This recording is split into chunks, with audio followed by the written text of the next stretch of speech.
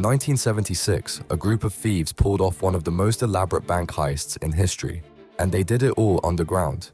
Albert Spaghiari had his eye on the Société Générale Vault in Nice, France, but instead of going through the front door, he had a different plan.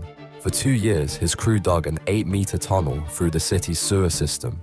They rented a shop above as cover, worked only on weekends to avoid detection. When they finally reached the vault, they used welding equipment to cut through the floor from below. In one weekend, they emptied 317 safe deposit boxes, over $10 million in cash, gold, and jewelry, gone. But they left behind a note that made them legends.